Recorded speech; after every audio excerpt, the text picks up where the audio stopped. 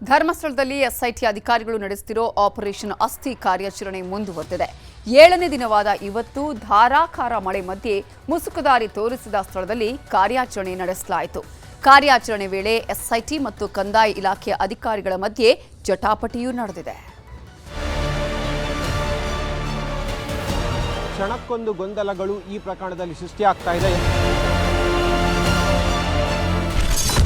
ಅನಾಮಿಕ ವ್ಯಕ್ತಿ ತೋರಿಸಿದ ಪಾಯಿಂಟ್ಗಳೆಲ್ಲ ಖಾಲಿ. ಧರ್ಮಸ್ಥಳದಲ್ಲಿಂದು ಗೊಂದಲದಲ್ಲೇ ಉತ್ಖನನ ಕಾರ್ಯ. ಧರ್ಮಸ್ಥಳ ಗ್ರಾಮದಲ್ಲಿ ಶವಗಳನ್ನು ಹೂತಿಟ್ಟ ಪ್ರಕರಣ ಗೊಂದಲದಲ್ಲೇ ಇದ್ದು ಉತ್ಖನನ ಕೂಡ ಗೊಂದಲದ ಗೂಡಾದಂತಿದೆ. ಅನಾಮಿಕ ದೂರುದಾರ ತೋರಿಸಿದ್ರಲ್ಲಿ ನಂಬರ್ 6 ಬಿಟ್ರೆ ಉಳಿದ್ಯಾವ ಪಾಯಿಂಟ್ಗಳಲ್ಲೂ ಎಸ್ಐಟಿ ತಂಡಕ್ಕೆ ಏನೂ ಸಿಕ್ಕಿಲ್ಲ. ಅದರಲ್ಲೂ 6ನೇ ಪಾಯಿಂಟ್ನಲ್ಲಿ ಸಿಕ್ಕಿರೋ ತಲೆಬುರುಡೆ ಚೂರು ಹಾಗೂ ಮೂಳೆಗಳು ಆತ ಹೇಳಿದ್ದಕ್ಕಿಂತ ಹಳೆಯದ್ದು ಅನ್ನೋದು ಬೆಳಕಿಗೆ ಬಂದಿದೆ. ಈ ಮಧ್ಯೆ ಇವತ್ತು 11 ಮತ್ತು 12ನೇ ಪಾಯಿಂಟ್ನಲ್ಲಿ ಉತ್ಖನನ ಮಾಡಲಾಯಿತು.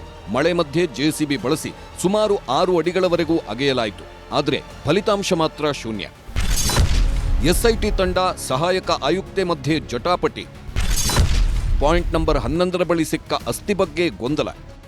ಇನ್ನು ನಿನ್ನೆ 11ನೇ ಪಾಯಿಂಟ್ ಅಗೆಯುವ ಬದಲು ಅನಾಮಿಕ ಅರಣ್ಯದೊಳಗೆ ಕರೆದುಕೊಂಡು ಹೋಗಿದ್ದ.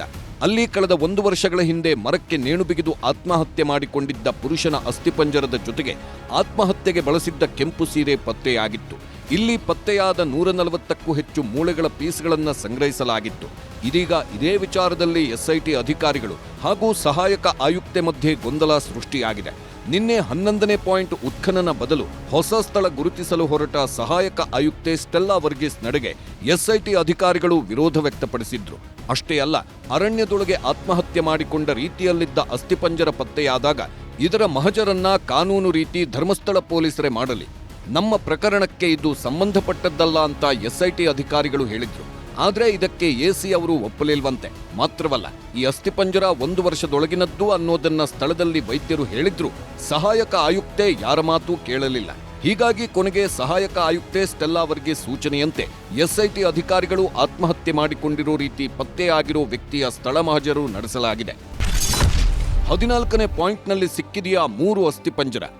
ಈ ಮಧ್ಯೆ ನಿನ್ನೆ ಪಾಯಿಂಟ್ ನಂಬರ್ 11ರ ಬಳಿಯ ಕಾಡಿನಲ್ಲಿ ನಡೆದ ಉತ್ಖನನ ಪ್ರಕ್ರಿಯೆಯನ್ನೇ ಪಾಯಿಂಟ್ ನಂಬರ್ 14 ಅಂತ ಗುರುತಿಸಲಾಗಿದೆ. ಅಲ್ಲದೆ ಈ ಬಗ್ಗೆ ಮತ್ತೋರ್ವ ದೂರುದಾರೆ ಸುಜಾತಾ ಭಟ್ ಪರ ವಕೀಲ ಹೊರಡಿಸಿರೋ ಪತ್ರಿಕಾ ಪ್ರಕಟಣೆ ತೀವ್ರ ಕುತೂಹಲ ಹುಟ್ಟುಹಾಕಿದೆ. ಈ ಸ್ಥಳದಲ್ಲಿ 3 ಅಸ್ಥಿಪಂಜರ ಪತ್ತೆಯಾಗಿದೆ ಅಂತ ಪ್ರಕಟಣೆ ಹೊರಡಿಸಿದ್ದು ಕುತೂಹಲವನ್ನ ದುಪ್ಪಟ್ಟು ಮಾಡಿದೆ. ಇನ್ನು ದೂರುದಾರೆ ಸುಜಾತಾ ಭಟ್ ಪರ ವಕೀಲ ಲೆಟರ್ ಹೆಡ್ನಲ್ಲಿ ಏನಿದೆ ಅನ್ನೋದನ್ನ ನೋಡೋದಾದ್ರೆ, ಪಾಯಿಂಟ್ ನಂಬರ್ 14ರಲ್ಲಿ ಉತ್ಖನನದ ವೇಳೆ 3 ಅಸ್ಥಿಪಂಜರ ಸಿಕ್ಕಿದೆ. ಪಾಯಿಂಟ್ ನಂಬರ್ 11ರಿಂದ 100 ಮೀಟರ್ ದೂರದಲ್ಲಿ ಅಸ್ಥಿಪಂಜರ ಸಿಕ್ಕಿದೆ. 3 ಮಾನವ ಅಸ್ಥಿಪಂಜರಗಳ ಅವಶೇಷ ಲಭ್ಯವಾಗಿವೆ. 3ರಲ್ಲಿ 1 ಅವಶೇಷ ಮಹಿಳೆಯದ್ದಾಗಿದೆ. ಅಸ್ಥಿ ಜೊತೆ ಮಹಿಳೆಯ ಸೀರೆಯೂ ಪತ್ತೆಯಾಗಿದೆ ಅಂತ ತಿಳಿಸಿದ್ದಾರೆ. ಪಾಯಿಂಟ್ ನಂಬರ್ 14ರಲ್ಲಿ ಸಿಕ್ಕ 140ಕ್ಕೂ ಅಧಿಕ ಮೂಳೆಗಳನ್ನು ಮಣಿಪಾಲ ಕೆಎಂಸಿಗೆ ರವಾನಿಸಿರುವ ಎಸ್ಐಟಿ ಅಧಿಕಾರಿಗಳು ಅಲ್ಲಿ ವೈಜ್ಞಾನಿಕ ವಿಶ್ಲೇಷಣೆಗೆ ಒಳಪಡಿಸಿದ್ದಾರೆ. ಇನ್ನು ಧರ್ಮಸ್ಥಳದಲ್ಲಿನ ತನಿಖಾ ಪ್ರಕ್ರಿಯೆಗಳ ಬಗ್ಗೆ ಎಸ್ಐಟಿ ಮುಖ್ಯಸ್ಥ ಪ್ರಣವ್ ಮೊಹಾಂತಿ ಗೃಹ ಸಚಿವ ಪರಮೇಶ್ವರ್ ಅವರನ್ನ ಭೇಟಿಯಾಗಿ ಮಾಹಿತಿ ನೀಡಿದ್ದಾರೆ. ಇದೆಲ್ಲ ಅವರು ಆ ಮಾಹಿತಿಗಳನ್ನು ಒಟ್ಟಿಗೆ ವರದಿಯಲ್ಲಿ ಕೊಡ್ತಾರೆ. ಯಾಕೆಂದರೆ ಈಗ ಏನೆಲ್ಲ ನಡೀತಾ ಇದೆ ಅದನ್ನು ಬಿಟ್ಸ್ ಆ್ಯಂಡ್ ಪೀಸಸ್ ಹೇಳಿದ್ರೆ ಅದಕ್ಕೆ ಯಾವುದು ಅರ್ಥನೂ ಬರೋದಿಲ್ಲ. ಅದಕ್ಕೆ ನಾವು ಕೇಳೋದಿಲ್ಲ, ಅವರು ಹೇಳಲ್ಲ. ಭಗವಂತನಲ್ಲಿ ನಾವು ಯಾವುದೇ ಥರ ಒಂದು ರಾಜಕಾರಣ ಮಾಡ್ತಾ ಇಲ್ಲ. ಇಲ್ಲಿ ನ್ಯಾಯವನ್ನು ಕೇಳ್ತಾ ಇರೋದು. ಮಾಡಿದ್ದಾರೆ ಅನ್ನೋದಲ್ಲ, ಇಲ್ಲಿ ಮಾಡಿದರೆ ಸತ್ಯ ಹೊರ ಬರಲಿ, ಮಾಡಿಲ್ದಿದ್ರೆ ಅವ್ರಿಗೆ ಜಯ ಆಗಲಿ. ಕಾದು ನೋಡಬೇಕಲ್ಲ. ಈಗ ತನಿಖೆಗೆ ಎಲ್ಲರೂ ಸಹಕರಿಸಬೇಕು, ಸಹಕರಿಸ್ತಾ ಇದ್ದಾರೆ, ಸಹಕರಿಸಲೇಬೇಕು. ತೀರ್ಪು ಖಂಡಿತ ಬರುತ್ತೆ, ನಾವೆಲ್ಲ ಕಾದು ನೋಡೋಣ. ಎಸ್ಐಟಿಗೆ ಮತ್ತೊಂದು ಪ್ರಕರಣದ ತನಿಖೆಯ ಹೊಣೆ. ಈ ಎಲ್ಲ ಬೆಳವಣಿಗೆಗಳ ಮಧ್ಯೆ ಧರ್ಮಸ್ಥಳ ಪೊಲೀಸ್ ಠಾಣಾ ವ್ಯಾಪ್ತಿಯಲ್ಲಿ ಬಾಲಕಿಯ ಶವ ಹೂಳಲಾಗಿತ್ತು ಅಂತ ಸಾಮಾಜಿಕ ಕಾರ್ಯಕರ್ತ ಜಯಂತ್ ಟಿ ಎಂಬುವರು ದೂರು ನೀಡಿದ್ರು. 3 ದಿನಗಳ ಹಿಂದೆ ಪ್ರಕರಣದ ಬಗ್ಗೆ ಮೊದಲು ಎಸ್ಐಟಿಗೆ ನೇರವಾಗಿ ದೂರು ನೀಡಲು ಬೆಳ್ತಂಗಡಿ ಎಸ್ಐಟಿ ಕಚೇರಿಗೆ ತೆರಳಿದ್ರು. ಆದರೆ ಪ್ರಕರಣ ನಡೆದ ಠಾಣೆಗೆ ಮೊದಲು ದೂರು ಸಲ್ಲಿಸುವಂತೆ ದೂರುದಾರ ಜಯಂತ್ಗೆ ಎಸ್ಐಟಿ ಅಧಿಕಾರಿಗಳು ಸೂಚಿಸಿದ್ರು. ಅದರಂತೆ ನಿನ್ನೆ ಧರ್ಮಸ್ಥಳ ಠಾಣೆಗೆ ತೆರಳಿ ಬಾಲಕಿಯ ಶವ ಹೂಳೋದನ್ನ ನಾನೇ ಕಣ್ಣಾರೆ ನೋಡಿದ್ದೆ, ಇದಕ್ಕೆ ನಾನೇ ಪ್ರಮುಖ ಸಾಕ್ಷಿ ಅಂತ ದೂರು ನೀಡಲಾಗಿತ್ತು. ಈ ಪ್ರಕರಣದ ತೀವ್ರತೆಯನ್ನು ತಿಳಿದ ರಾಜ್ಯ ಪೊಲೀಸ್ ಮಹಾನಿರ್ದೇಶಕರು ಈ ಕುರಿತಂತೆಯೂ ತನಿಖೆ ನಡೆಸುವಂತೆ ಎಸ್ಐಟಿಗೆ ವಹಿಸಿದ್ದಾರೆ.